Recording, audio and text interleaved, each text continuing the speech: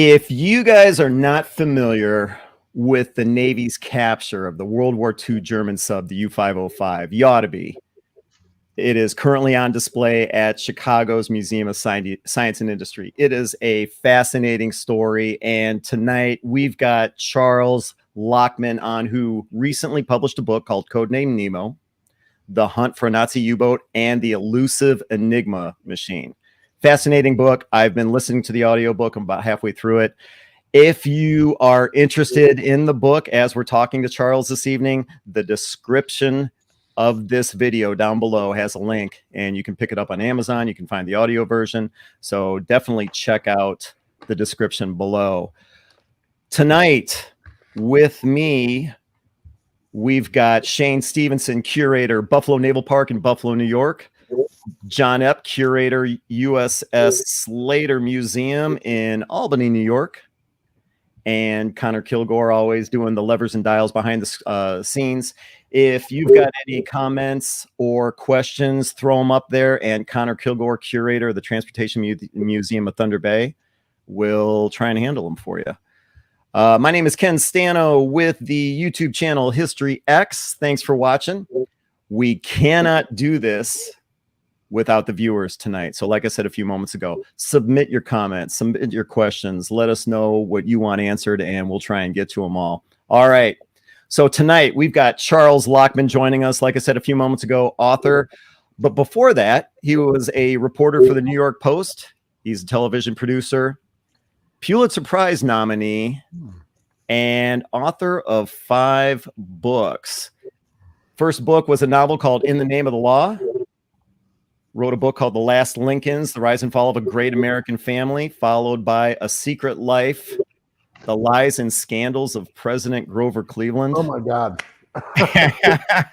I know. You should read the description for this book, and it's going to make you want to check that one out next, Shane. And then, of course, after that, you've got a book called Footsteps in the Snow, which is about, as I understand it, a cold case that occurred during Christmas in the 1950s in Illinois. So that definitely sounds interesting. But the one that we're going to be talking to him about tonight, Codename Nemo, about the capture of the German submarine, the U-505. Now, for those of you that are also aware of Inside Edition, this guy is the executive producer, has been since 1995. So, I don't know. What do you think? This guy might know what he's talking about, right? So yeah, he's been the executive producer since 1995 for Inside Edition. So pretty heavy hitter here. Yeah. All right, Charles, thanks for joining us tonight. Well, thank you so much for having me, Ken, and the other guys. Thank you. Yeah, no, I appreciate you answering the email that I sent you. The capture of the U-505 is definitely a fascinating subject. Like I said at the start of the video, if you're not familiar with the story, or if you're familiar with the story, but especially if you're not familiar with the story, you should definitely check it out. If you are familiar with the story, I think you're going to find Charles' book has a lot of interesting facts and details that you may not be aware of. So what I'm going to do is, Charles, we're just going to kind of jump right on in. And I guess the first question I want to hit you with when it comes to this story, because, you know, when you go through the books that we just talked about that you had published before, Lincoln, Grover Cleveland, I mean, none of them are World War II books. That's right. This is my first. But are you a World War II, I don't know, geek? Do you have an interest in World War II before this? I know a lot about World War II. I've read a lot of books about the subject. It's my favorite subject to read for pleasure. And when I came upon the story of U-505, what attracted me to it were a couple of things. One, World War II. I was anxious to find a untold story of World War II. I was also interested in the technique of writing a nonfiction historical thriller. And when I delved deeply into this story, I realized I had the subject material that would create use all my writing skills, whatever I had to really put together a compelling read. I wanted it fast-paced, present tense. I wanted people, the reader, to really experience the action almost as if they were there. And this was a golden opportunity to create a book of that nature. As I understand it, well, it's a pretty interesting story of how you even became familiar with the U505. Do me a favor and kind of tell us a little bit about that. Well, I'll give you the Reader's Digest version. Yeah. My wife and I were visiting our daughter in Chicago. She had just started a new job. She's a TV reporter, and it was Thanksgiving. She was a little lonely. She had a new city to get to learn, and boyfriend wanted to keep the parents entertained and created this whole itinerary for us to follow. And the first stop on the visit was the Museum of Science and Industry. And he was all worked up about it. He had seen the exhibit before. And I couldn't believe that. I was very anxious to see it. So you enter this magnificent museum. It's breathtaking, really. And you go down 4 levels, and you enter a pen, and there you come upon this German U-boat from World War II. And I looked out at this thing, and I just couldn't believe that it was there. I couldn't believe that it was in Chicago, of all places. And I turned to my wife and I said, "This is my next book." And what followed was this kind of adventure of research and writing that really got me going. Well, first of all, had you met the boyfriend before? Did this score points with you guys? Sad to say, I had known the boyfriend. The relationship did not work out. Oh, okay. But I did get a book out of it. Yeah, no, that works. Maybe send him a complimentary copy, I guess. I totally acknowledge him in the acknowledgement, so I've delivered. And when that had to be, was that during the pandemic, in the middle of the pandemic when you did that? It was in the beginning of the pandemic, yeah. And so you've researched this book because it was just published a month ago. So you spent several years researching the book. Oh yeah, well, and plus I had my full-time job and a half, so it was an ordeal, but it was also a lot of fun. Mm-hmm. I was just totally enthralled by the research process and finding stuff. Now, as you guys probably know, there have been some prior books written about U505, but they're really written for U-boat. Can I use the word geeks? Yeah, you sure can. You know, these are tech-oriented books that I frankly didn't hold much interest to me. But what I found was a great human interest story that had not been told before, and that's what compelled me to do a deep dive, so to speak, into the book. What was the first human interest story that you stumbled across? Because like I said, I'm about halfway through your book right now, and you have made, well, several characters out of the key players. Is that a fair assessment? I think so, yes. Yeah. My first step was to reach out to the Museum of Science and Industry and get them to cooperate, and they very graciously agreed to open their archives to me. So I took some time off from my work at Inside Edition, my vacation time, flew back to Chicago, and they opened the doors of their archives to me. And if you guys have ever been to an archival department, it's really quite awe-inspiring. You see these boxes and boxes, dozens of boxes that they had pulled out of their cave, so to speak, and laid it all out for me. And you have to really treat it with literally kid gloves. You are given gloves, and you have to open up each of these precious documents very carefully, individually. And there I found the testimony, if that's the right word, of some of the surviving members of the 9 sailors who were on the boarding party that raided and seized U505. And it was very compelling material. the material had not been used before, and that's when I realized that I had a dynamic human interest story that had not been told before.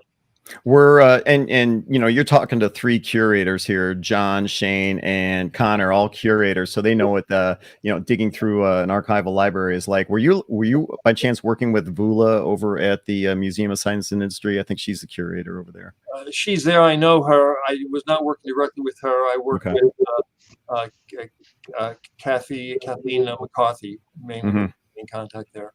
All right, and let's see. So you had checked out some of the other books on the subject, found out that they were, well, probably written for people like us, who are kind of, like you said, geeks on the subject. And I think you came across with what I would call to be more of a historical fiction approach. Well, it's all nonfiction, and all the dialogue is as it was recounted by the participants. But it was, when people read the book, I think they come away thinking it reads like a fast-paced historical work of fiction, but it's all real. Everything really happened. Everything's been checked out, verified, and as I say, all the dialogue is as accurate as could be, as recounted by the participants. Some of the dialogue is actually lifted from tape recording made of the raid in 1944. A tape recording? Yeah, there was a tape recording made of the action on June 4th, 44. I didn't even know that. Yeah. Wow. What did you first find out about this guy? Well, Captain Gallery, the naval officer on the left with the binoculars, is probably the hero of the book. He was he grew up in Chicago. He was the son of a very prominent Chicago lawyer. His mother worked as a writer for the Archdiocese of Chicago. He entered the Naval Academy after World War I, and he became a naval aviator, one of the first to graduate from the flight school in Pensacola. And he dreamed of one day commanding a great aircraft carrier in World War II. He dreamed about participating in these legendary battles of the Pacific, Guadalcanal, Midway, but fate and the Navy Department put him in the Atlantic. And he was a brilliant strategist. He was an innovator. He was a maverick, and he came up with the idea of capturing a Nazi U-boat. And the officer on the other side is Lieutenant David. He is the only recipient of the Medal of Honor in the Battle of the Atlantic, and he was the commanding officer of the raiding party, and he was the brave sailor who entered that hatch, that open hatch, after they had climbed on board this U-boat on the high seas, not knowing what to expect when he went down. Were the German sailors still on board? Were they going to cut him down? He knew he was facing demolition charges. Was it going to blow up and sink to the bottom of the sea? And for that action, he was given the Congressional Medal of Honor. Because when you look at some of these pictures, you see the U-505. It's definitely foundering. And what's interesting is the German crew. Well, I'll let you tell the story. So when the U-505 was forced to the surface by depth charges, what happened next? It's quite a story, and I'm asked all the time, how does this happen? How is it possible that you capture a Nazi boat in time of war in the Atlantic Ocean? How did it happen? Well, here's how it happened. Gallery's idea was to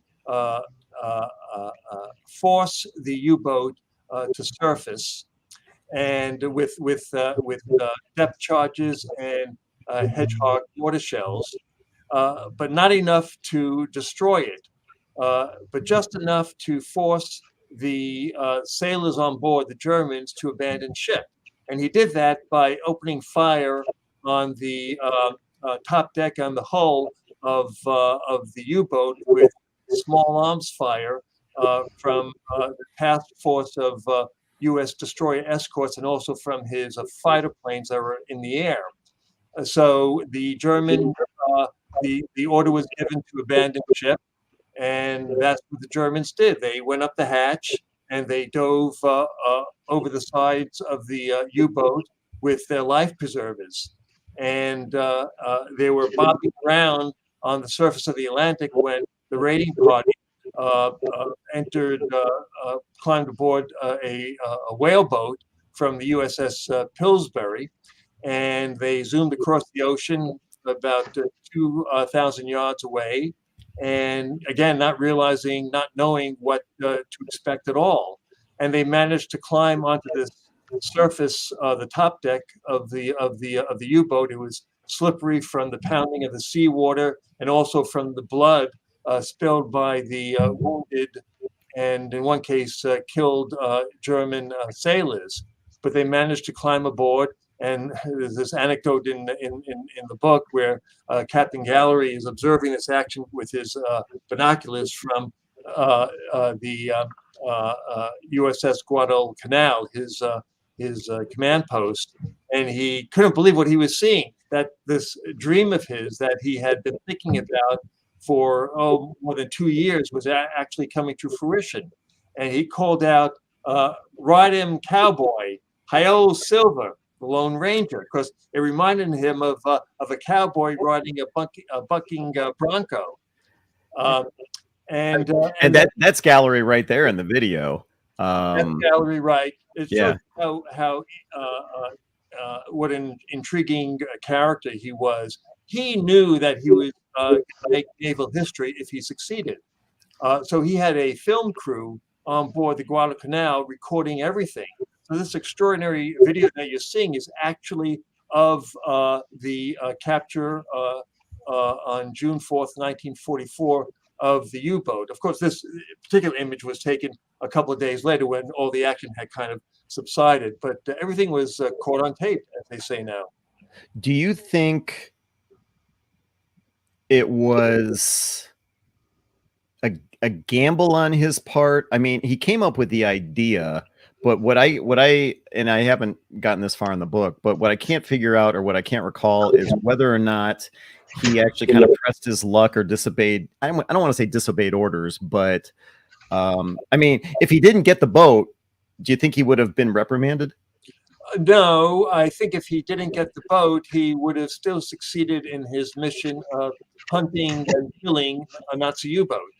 And had he not seized it and captured it and towed it back home, it would have been destroyed. So he would have gotten that accolade.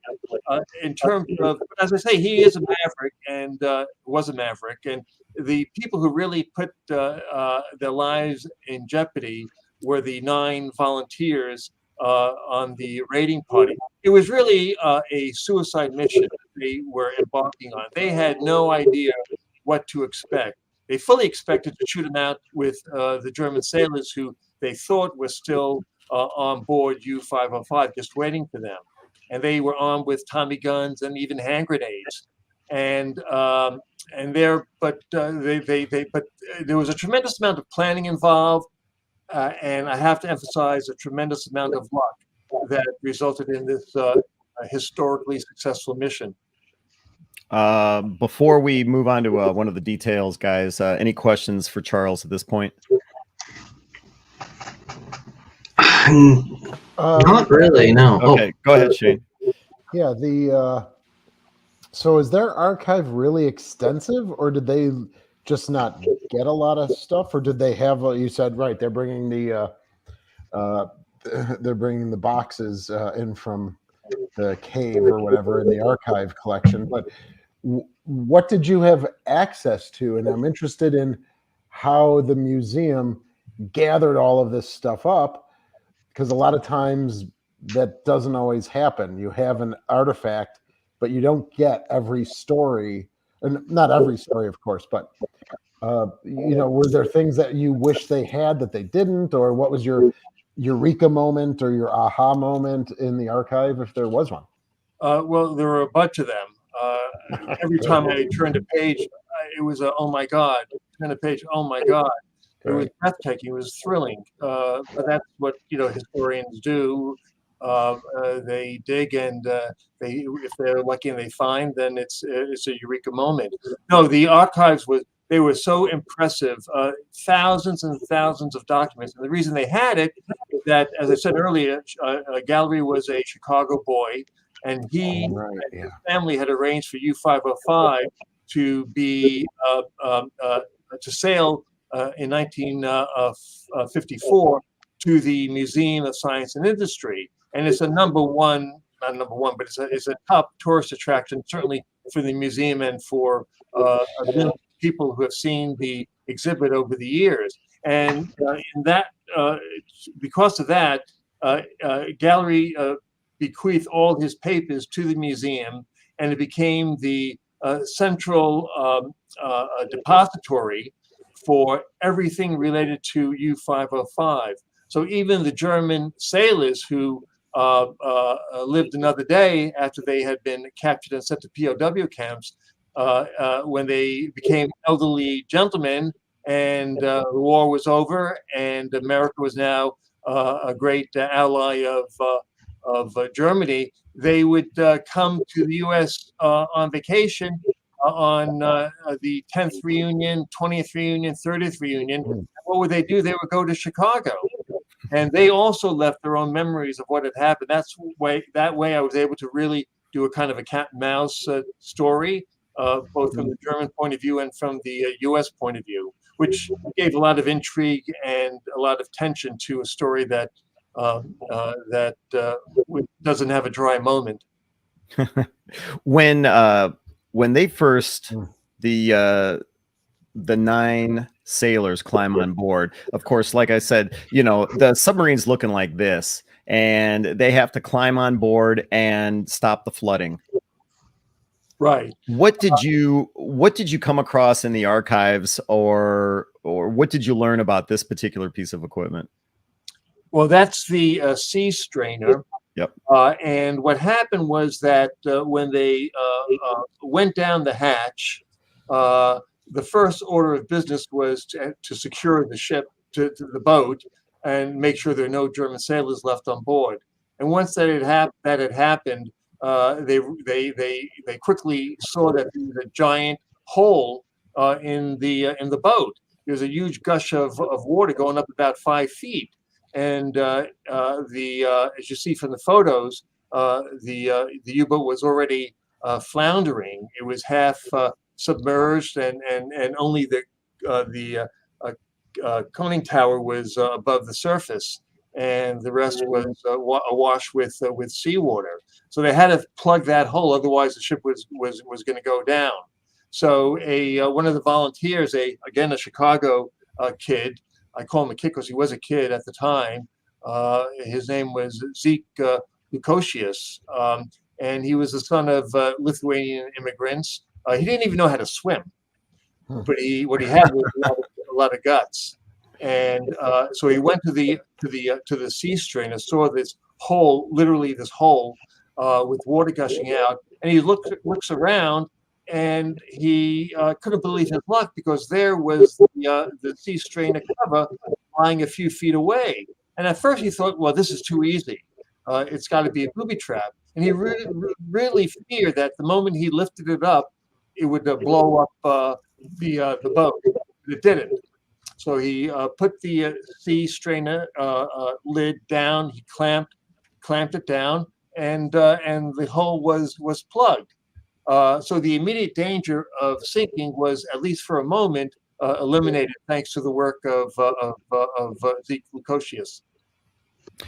When you come across all these details, all the facets of the story, well, let me approach it this way. So in the description of one of your other books, The Last Lincolns, on your website, and by the way, check out charleslachman.com, and that's where you're going to find all of his books available. But you mentioned it's a gripping page turner written by a TV producer with proven storytelling skills.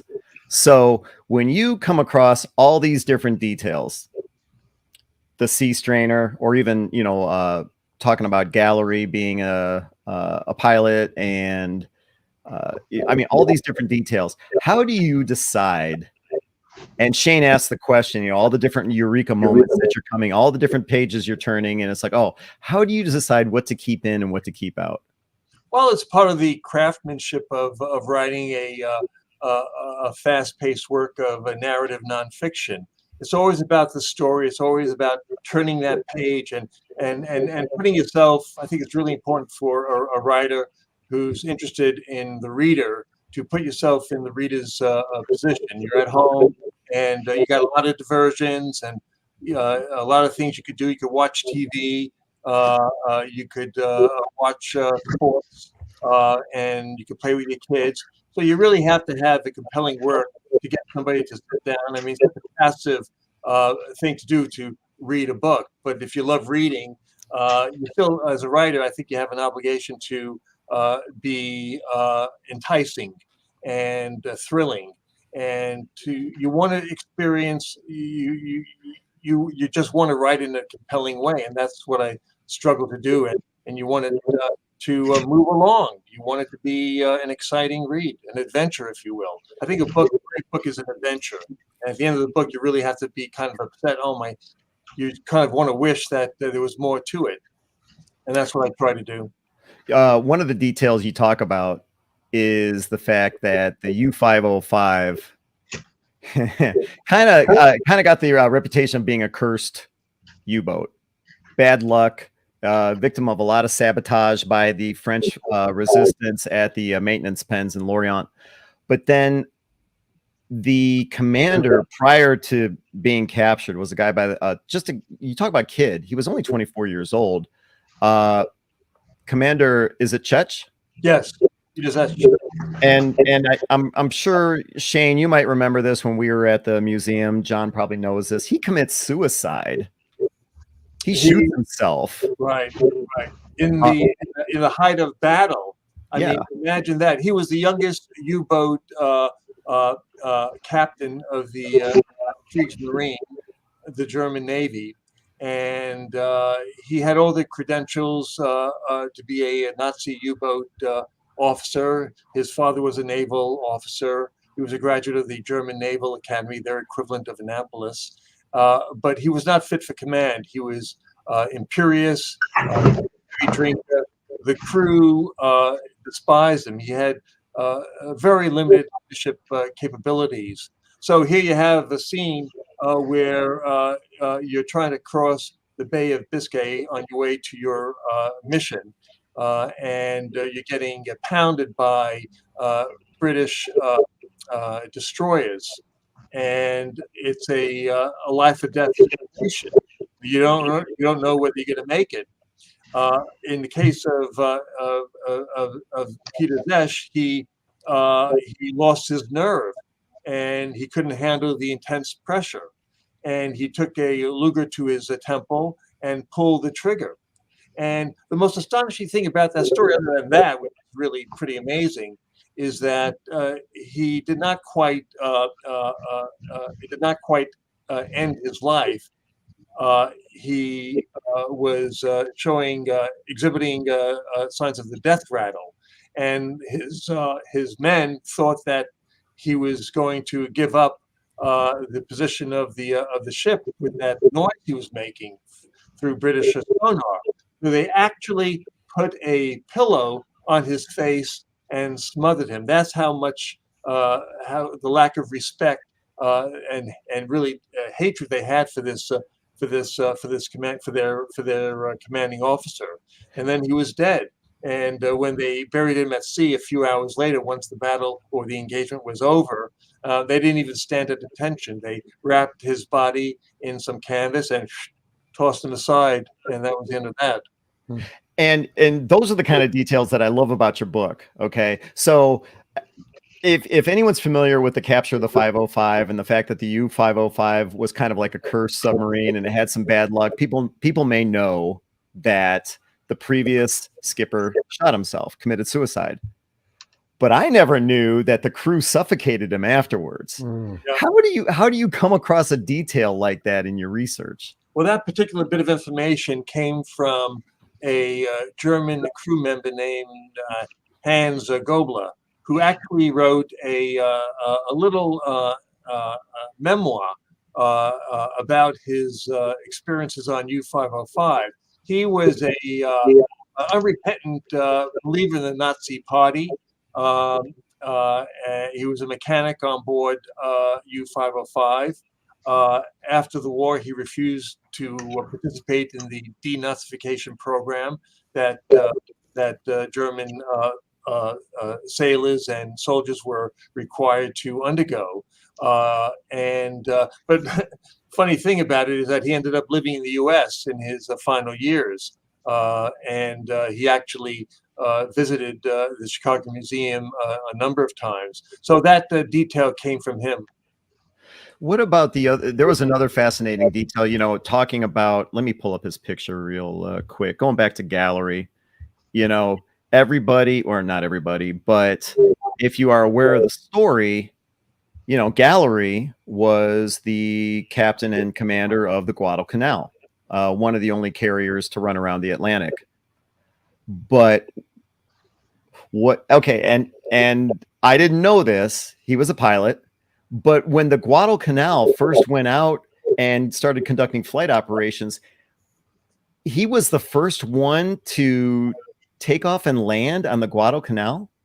Right. The Guadalcanal set sail on its shakedown cruise in 1943, and it went from Vancouver down the coast, the west coast, and ended up in San Diego, where the fighter planes, torpedo planes, and bombers were put on board for the first time.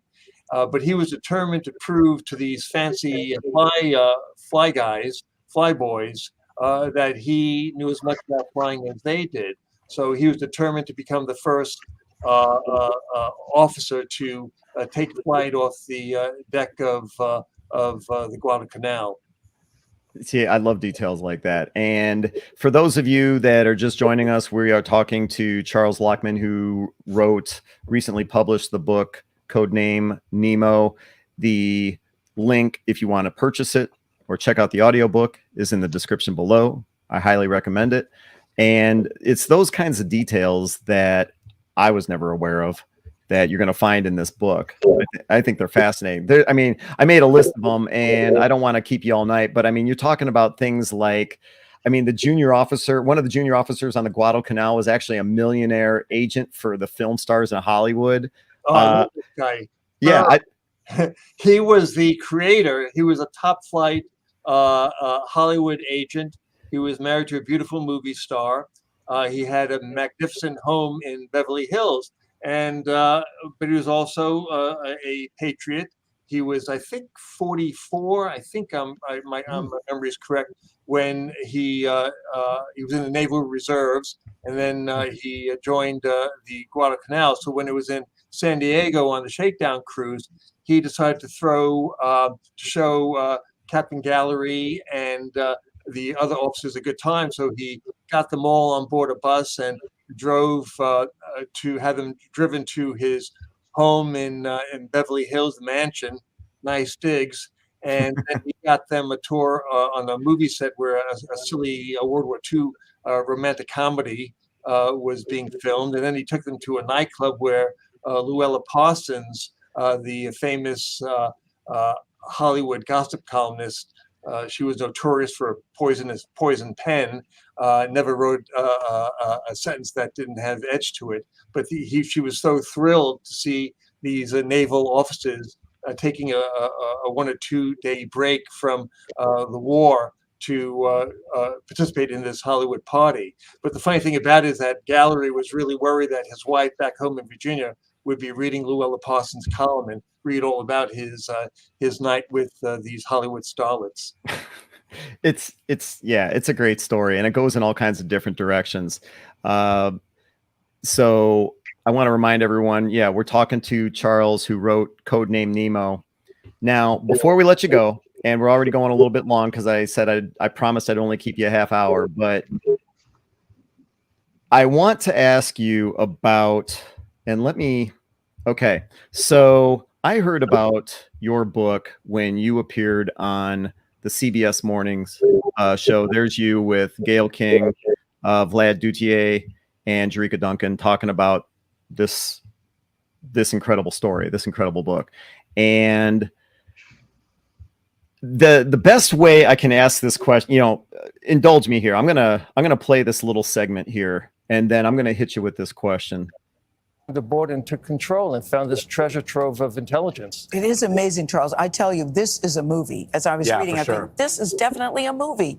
You know people, you got to figure this out. But let's talk about the relationship. Okay, so many of these stories. That's sweet. Well, first of all, okay, I'm shocked that Gail. It appears she even read the book. I wouldn't think these people would have time to read the book. It appears she read the book and she was as fascinated as I was. Now, I've talked to John, I've talked to Shane, I've talked to Connor in the past about different things. You hear it all the time. This should be a movie. Why isn't this a movie? Well, it only came out a month ago, so give me a little chance to sell it. No excuse. We don't want excuses here. Okay. One thing I was amused by watching that clip is that my death grip, my hands on my knees during the interview. I thought I was going to be strangling the blood flow on my leg. But no, Gail was great, and people say this after reading the book. It's got to be a movie. It's got all the elements. Funny thing about that CBS Mornings appearance is that the other guest was Glenn Powell, this hot. He's not an up-and-coming star. He's a huge star in Hollywood.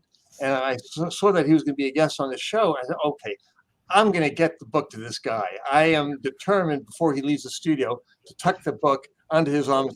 Glenn, sorry to interrupt you, but you got to read the book. So it was much to my disappointment that he was not actually in the studio, but it was a taped interview. So I get the book to him. But it's a great story. It's got everything: a thrilling adventure, great American heroes. It's an untold story. It's got action on the high sea, a Battle of the Atlantic, brilliant characters in the form of Captain Gallery and this brave American forgotten hero, Lieutenant David, and a lot of really mean-spirited German Nazis. Do you think the audience to justify a World War II movie is shrinking? Well, look at the success of Masters of the Air. That's on now. It's streaming now. It's a big success. Look at Tom Hanks and his devotion to World War II stories and telling the story of America through the World War II experience. I don't think people get tired of reading about World War II or seeing movies about it. I know there's this big movie coming out soon on the Nuremberg trial. This is an experience that hundreds of millions of people experience, and a lot of them, most of them are all gone now, but their children and their grandchildren all heard about it. And one of the thrilling things about my research in Codename Nemo was reaching out to the relatives, the descendants of the 9 members of the raiding party, and how their grandchildren are so engrossed in the story, how they've made the journey to Chicago to pay homage to their granddads and to see a U-505 with their own eyes. How just thrilled they are that they are from the same blood of these really brave, unsung, humble heroes who did so much to bring an end to World War II. I would love to see a movie made out of this, and yeah, you being a producer. Oh boy, and you're laying it on here. Well, Charles, you have to do this now. Not so much that. I'm just like, how hard is it? I don't even know. Do you have to like buy the rights? I mean, to publish a book is, you could self-publish a book. It's incredibly easy. The process of having to go through a publishing house, finding an editor, those days are gone. But making a movie is still that's still a pretty big endeavor. And do you ever see this seeing a screen at all? I hope so. I think it deserves to be a movie, a great movie. I hope it gets made. But I know how difficult it is to do that. There are a lot of superhero movies. This is a big budget movie. It's not cheap to film a battle in the Atlantic Ocean involving a U-boat and 5 destroyer escorts and an aircraft carrier. You do wonders with digital technology now and special effects. It's still a very expensive movie to make. But having said that, it's also I think it would make a boatload, forgive the pun, a boatload of money, and whoever is daring enough to finance it. Shane, I've got John, a destroyer escort you go can ahead. use. What's that, John? I've got a destroyer escort you can use. Yeah, right in Albany, right? There you go. Yeah. Yeah, just right there in Albany. Before we let Charles go, Shane, John, Connor, any other questions you want to hit him with? Yes, actually. Have you got any ideas yet of what your next book will be? Are you going to stick with the World War II theme, or are you going to go with something completely different? Funny you should ask. Definitely World War II. I'm in the early stages of it. Bad luck to talk in any detail about it, but No, it's not bad luck at all. Go ahead. sticking with World War II, I just found a unique story again in the never having been told category, and I'm just thrilled to be focused on that in my part-time endeavors and on weekends. Weekend warrior, so to speak. Army, Navy, or Air Corps? Army. Army. Yeah. Okay. Yeah. Well, definitely looking forward to it. And also, Charles, I'm involved with I'd like to talk offline regarding the Grover Cleveland book. I'm involved with an organization that studies Buffalo presidential history. So there's a reason why Grover Cleveland never really came back to Buffalo after his presidency. And I'm sure you cover that in your book. Yes. A lot of people in Buffalo don't like that book because of all its exposés and revelations, but I totally understand their point of view. Well, No, I love it. But I'd like to talk to you more about that if possible offline. Charles, do I have your permission to share your email address with Shane? Sure. Are you sure about that? Do you like? Thank you. You regret that? No problem. Oh, no, Thank no, you very no. much. I appreciate it. Yeah, no, absolutely. Let's see. Charles Lachman, we're thrilled to have you on. Author of Codename Nemo, The Hunt for a Nazi U-Boat, and The Elusive Enigma Machine. Let me pull up. I want to pull up. There we go. Oh, where'd it go? There we go. Yeah, Codename Nemo, The Hunt for a Nazi U-Boat, and The Elusive Enigma Machine. If you want to get a copy of this or check it out for Kindle through Amazon, the link is in the description of this video below. I'm really enjoying the audiobook. And oh, by the way, the audiobook is actually narrated by one of my favorite narrators.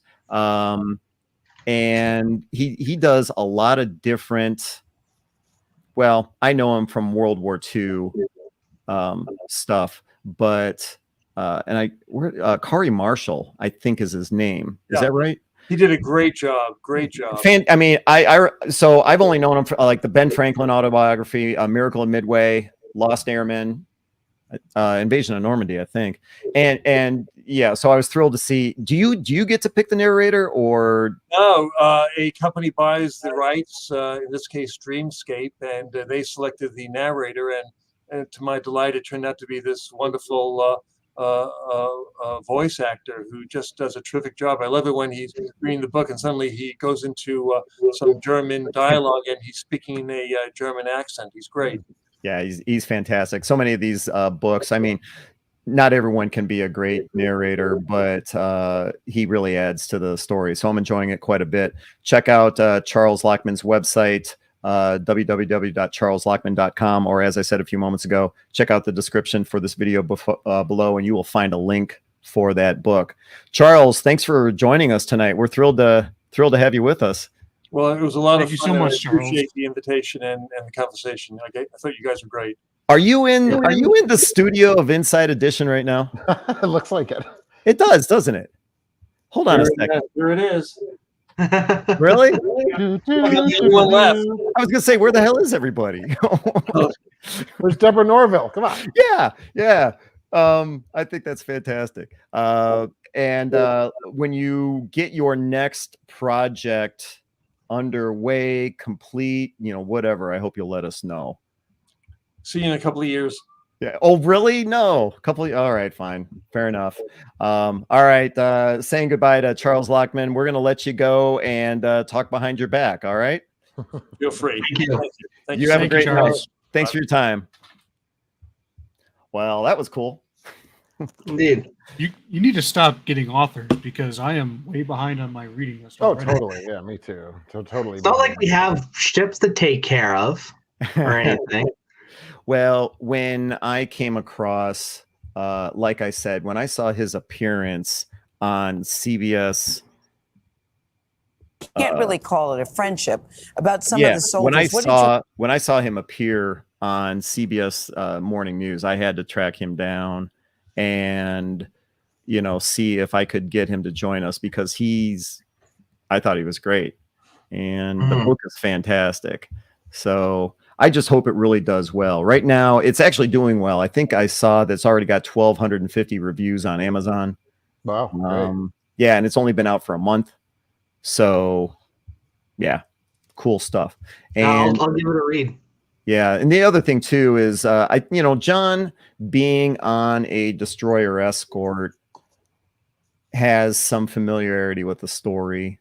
Of course, as I said, Shane and we were at the museum in September, not of last year, but the year before. So we already know some details, probably John especially, but a lot of the stuff in this book are stuff that I'd never heard of before. Like the U-505 skipper, he committed suicide. I thought he just committed suicide. I didn't realize he didn't die. Right. And his own crew murdered him.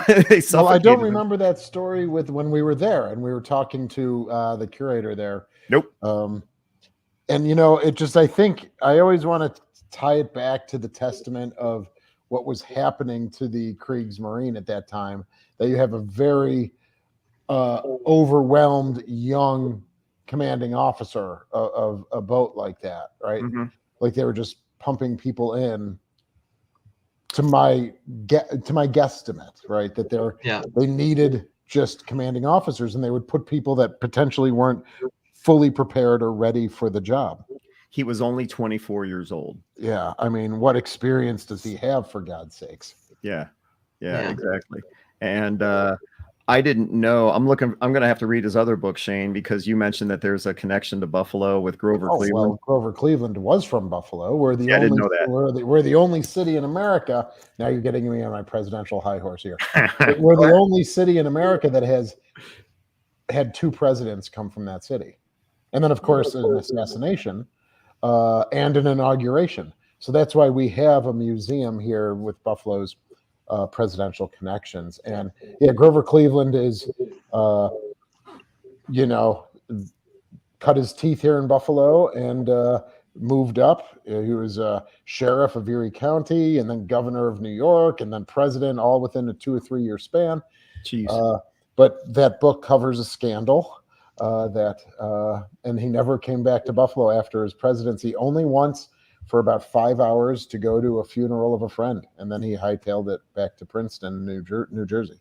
So when I pull up hold on a second. When I pull up an image like this, when you talk about a secret life, the lies and scandals of President Grover Cleveland, you know exactly what he's talking about. I do. All right. I think that's pretty cool. Yeah, it's an amazing story. And and the fact that Charles is in New York, maybe you can make a new connection. Well, yeah, I mean, we have that book everywhere in the museum, and everyone talks about it. But I just didn't put two and two together that he was the actual author. So when I saw that, I said, "Oh my god!" Oh, you mean you have this exact book in there? Oh yeah, that Oh. book is well known throughout our board of trustees. And anyway, well, we don't have to go on that. But yes, I mean that is a You that's can a book that, thank me later. Thank me later. You know, I'm a wine drinker. You can yes, you you can are. thank me later. Why were you drinking wine at 8 o'clock in the morning when you saw this interview and brought him on, or what do you mean by I can thank you later? Oh, got it. Buying you wine or something For making a connection like this. Yes, thank you, because we might be interested in talking to him about this book and maybe anyway. Yeah. But, John and Connor knew what I was talking about. Mm-hmm. All right. Let's see now. Moving on to we're gonna do Before we get into the conversations, I was looking online before, like while we were talking, to see if there were any other interesting U-boat capture stories. Mhm. And I learned about this one. If you ever get the chance, look up U-570. Yeah. She was captured in August of 1941 by the Royal Navy, and she was recommissioned as HMS Graf. And she would Interesting. serve in the Royal Navy till 1944, when she ran aground, and they just opted not to refloat her because they didn't have the ability to maintain her anymore. So I was just looking, I was like, I've never heard this story. There was a U-boat in British service for much of World War II. And I thought, oh, that's a really interesting story. Again, I knew about the capture. I did not know the British recommissioned her though. Yeah, they recommissioned her. I did not talk know. about a revenge ship, right? Yeah. Yeah. Yeah, so like I'd heard about the again, similar story. So I was like, oh, that's another U-boat story that could become a comedy or something. I could see a comedy being made of that one. Real quick before we move on to Shane at the Buffalo Naval Park, anyone watching tonight, if there's any books that you've read or that you're curious about and you want us to have on, you know what? Send me an email or throw a comment in the comment section and let us know. It's pretty easy to get authors to come on now just because we've been doing this so long. So Ken at historyxchannel.com, send me an email and we'll see what we can do to get people on. And now the SecNav. That's what I got. What? Nothing. SecNav. Oh, Secretary of Navy. Yeah. I know. I'm still... So, all right. Anyway. Shane Stevenson, curator, Yes. Buffalo and Erie County Naval and Military Park. Yes. What's going on over Go there? ahead. Well, we're into our season. It's crazy now. We had a great 4th of July weekend. We had a tall ship in town. We, just had a lot of activities going on. For me, I'm doing a lot of public interfacing now. This is the time, curator tours, just standing somewhere on the ship, giving people information. So it's really like visitor engagement time for me now, as opposed to like in the winter time, just kind of working in the collection. So I always kind of break it up like summer and winter duties kind of thing. Have you had a need to sleep on board the Little Rock yet in your little... Yes, there were a couple of times. Yes, we had Really? we had a radio association, ham radio group that's been on board since 1980, and they reach out to people all over the world and their ham radio stations. And then I did a 6-part, which I'm releasing the Sunday as episode 1. I did a 6-part series on USS Little Rock's archaeology and the modifications of that from 1945 to, per se, 1975. And I work with a guy named Lucas, who's a museum professional, and he spent some time at HMS Victory working under the archaeologists there. And so he learned ship archaeology and ship architecture, and and so we did a 6-part series, and we're releasing the first episode this Sunday, and then the consecutive 5 other Sundays at 8 p.m. we'll be releasing those episodes, and that's something we're really looking forward to. What time on Sunday? 8 p.m. Okay. you know, the other museum ships have 7 and 7:15 and 7:30 and 7:45 and all that stuff. So, And that'll be on the YouTube channel. All everyone has to do is go into the search bar on YouTube and just type in Buffalo Naval Park, and it comes right up. Yeah, and these 6 episodes kind of take us through the ship, and yeah, it's really looking forward to hearing the reception and seeing, because we want to maybe get more into these like short series kind of videos, and this might be a good entrance way into that. So thank you everyone in advance. Absolutely, yeah. So yeah, so that'll be Sunday, 8 p.m. Eastern time, Buffalo Naval Park YouTube channel. Yeah, thank you. All right. Anything else you want to add?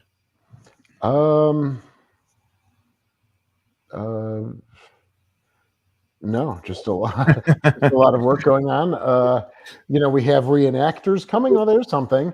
We have reenactors coming, not this coming weekend, but next weekend. They're a living history preservation group from, you know, around the Cleveland area. And they are actually going to be walking around and doing some duties and greeting people and having general quarters. And they'll actually be cooking food, which is kind of cool. It's not for the visitors yet. We might do that next year, but they'll be cooking food in our galley in the USS, one of the main galley in the USS Little Rock for themselves. And so people will be able to go through and talk to them. And so they'll be there from Friday the 19th through Sunday the 21st. Connor, thanks for pulling that question up. Do you get recognized from the YouTube channel? Oh, do guests recognize? Yeah, you know, it's probably out once a week. I'll get someone say, "Oh, you're the guy on TV, or you're the guy on YouTube," right? And it's always nice to meet people. So I don't think anyone's gonna pull out a knife and shank me. So that's nice. But yeah, I'll stop for a minute and say hi. What's your handle? You know, I'll see if I can remember their. You know, if I've seen them make comments and stuff before. So yeah, about once a week or so, usually someone might say something. Mm-hmm.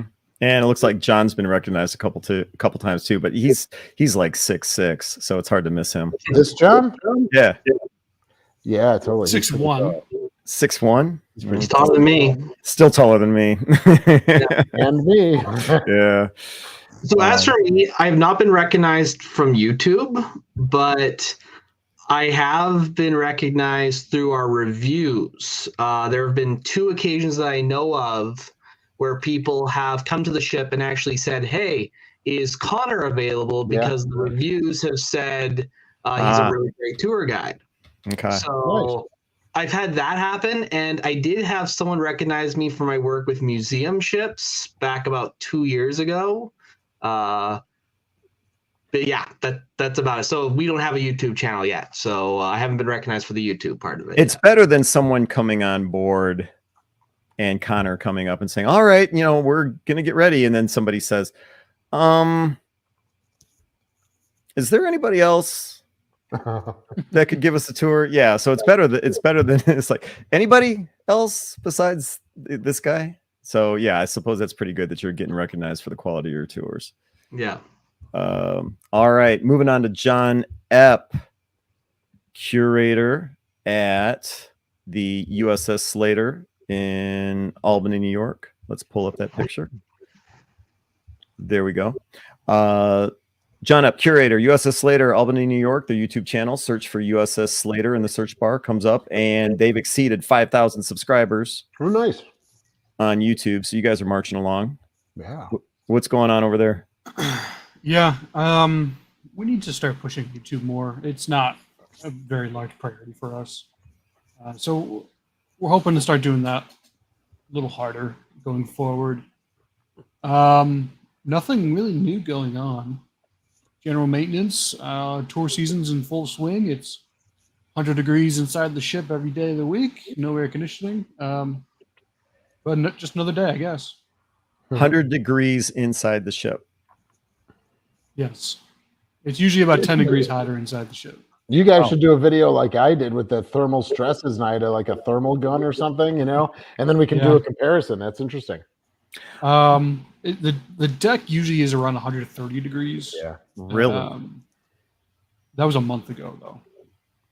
I remember the first video that Shane and I collaborated on. I sent an email to Shane, didn't really know him, hadn't really talked to him or anything like that. And I said, can you help me out with this subject? And it was about the 52 mount, the second mount, 5-inch mount on the Sullivans. You called it a turret.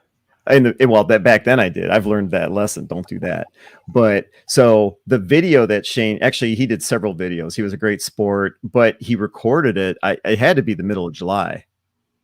Sure, I was probably listening like in every Yeah. video that I've done ever since.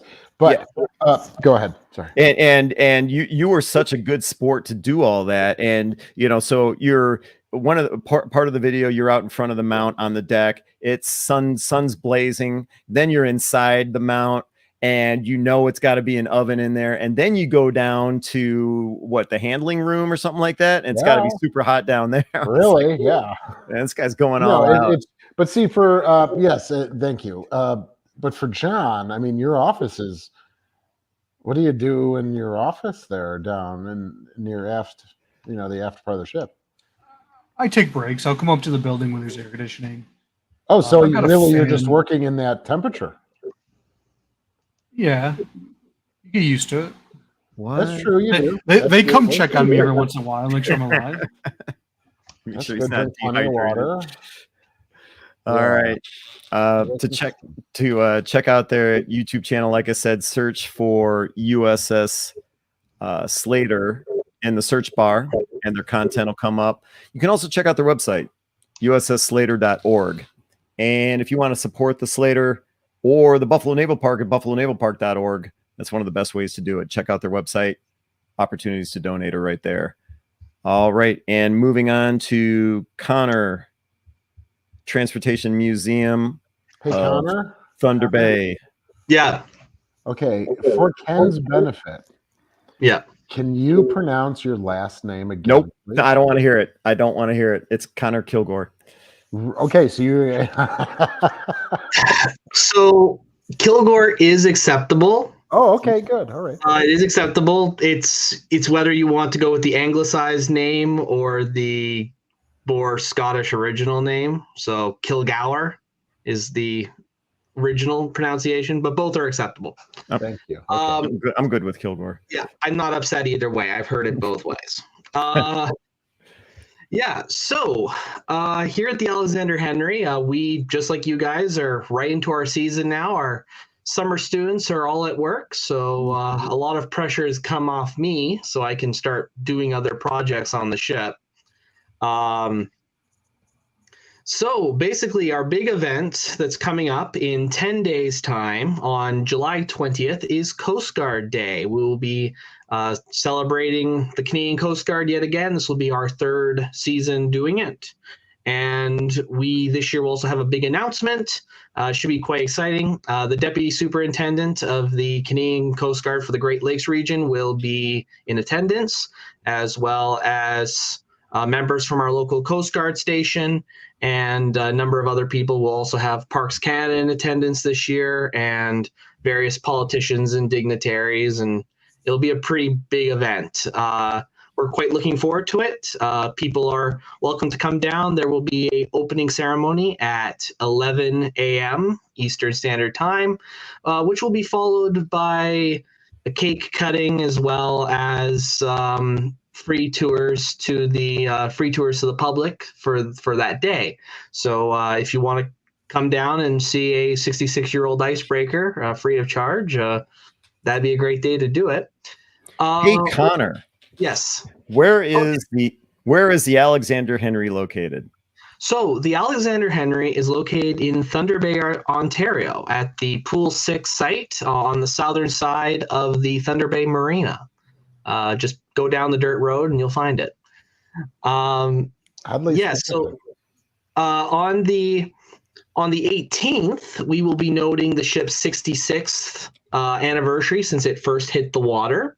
And on the 30th, we'll mark its commissioning date for the next year, so 55th year, or 65th year. Everything is in July with this ship. Seriously, like everything. All our anniversary. All right. So So that will be also a thing we will mark when the time comes. We also have our gift shop is finally open again. Not to shill, but we have not had our gift shop open for the first half of the season. That's because we were building a new structure, and it's open as of late last week. And it's just in time as we are now open 7 days a week. So our museum is now open all 7 days of the week, and it will be that way until probably the end of August, early September. So whenever our students go home. I know that's like only a month and a half, but it's our peak season is during that period. So we try and capture that. For those of you that aren't aware, Connor is also one of the administrators for the Museum Ships Facebook group. So if you enjoy this type of content, you enjoy connecting with other people that are just, geeking out over things like museum ships, check out the Facebook group Museum Ships. Like I said, Connor, one of the administrators. And I wish I had the picture. I can't remember. I'm assuming you posted it in Museum Ships, but here, hold on a second. Let me pull up that picture. So you see how big the Alexander Henry is. Pretty good size. But then you posted I think on Facebook somewhere, of one of the cruise ships that came in. Yeah. I mean, the thing is absolutely huge. And you see this little tiny red dot in front of the cruise ship, and it's the Alexander Henry. Yes. We post that from our official Facebook to Museum Ships. Is that what it was? Okay. Yeah. So we share our dock with the cruise ship dock for the city of Thunder Bay. And the last 3 years, we've had ships from Viking Octantis and Viking Polaris, docking directly behind us. And they're like 30,000 tons or more. And we're this 2,100 ton icebreaker that's in front of them. And we do have the thicker hull, though, just saying. But it's quite beneficial for us. The guests off the cruise ships have really enjoyed it. And we have, especially from Viking Polaris, had officers come to visit the Henry, and in response, gave us a tour as well. So we've been quite excited to have them here in the city, because it has brought attention to us, and it has brought attention to the waterfront in general. So that's something we've been more than happy to work with our friends at the City of Thunder Bay and the Port Authority on over the last 3 years now. Pretty soon, Shane and I are both going to be old enough to enjoy a Viking cruise. My ties. We'll sit on the deck with. Yeah, I'll tell you right now, when I got my tour of the Viking Polaris, if I had not been standing next to the captain the whole time, odds are I would have been kicked off for being underdressed, because you're in your T-shirt or whatever type of stuff. You're dressing as part of your uniform, and yeah, you don't fit. Oh, so they're that particular group of passengers were keeping an eye on us. Copy that.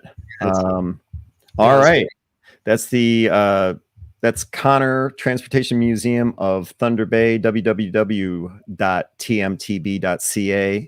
And how do they find the official Facebook page? So, we gotta just mark this down. You can find us as the Transportation Museum of Thunder Bay on Facebook as well as Instagram. You can also find us posting quite frequently on Museum Ships. Yes, I'm shilling everything now.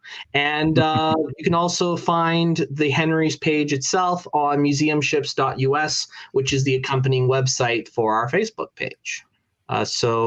Or not Facebook page, but Facebook group. So there's plenty of things to read about the Henry out there. And there'll be plenty more coming soon. Excellent. And purchase merchandise like I Love Alexander Henry. Hats and gear. Yes. Do I have one of those hats nearby? Yes, I do.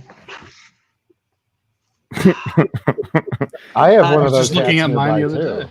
Yeah. Disclaimer: we actually only have 4 of these left, and they are not on sale currently. What? Jeez. I can send you one, Ken. Do you want? You're the only one here who doesn't have one now. No, that's fine. If you only got 4 left, leave them for the paying guests. I appreciate that. CC, thanks for the nice comment. Always appreciate the kind words. And finally, I want to What's say going on with you? what? What's going on with you? Oh, on History X. Let's see. What are you doing? What could I mention? I mean, we always have new stuff on. If anyone had seen the video about Flight 19, the lost flight in the Bermuda Triangle, and the veteran that we interviewed, who was the last person alive in radio contact with them, I am going to be doing some more videos about that guy because Jim Plummer actually flew blimps and attacked German U-boats across the Atlantic. So he's got an amazing story. Going to be doing more videos, so keep an eye out on that. That'll be coming up on History X in the next couple of weeks. Forward to it. Yeah, so he was a really interesting guy. All right, so I want to say again, thanks to Charles Lachman for joining us tonight and talking about his book, Codename Nemo, The Hunt for a Nazi U-Boat and the Elusive Enigma Machine.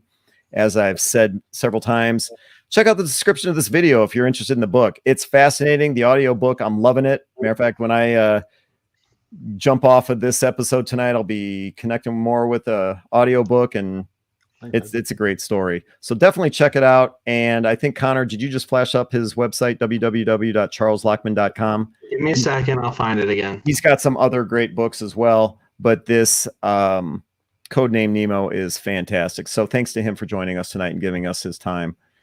If there isn't anything else, my name is Ken Stano with the YouTube channel History X, also historyxchannel.com. Thank you, everybody, for watching tonight. Have a great evening. Good night, everyone. Good night, everybody.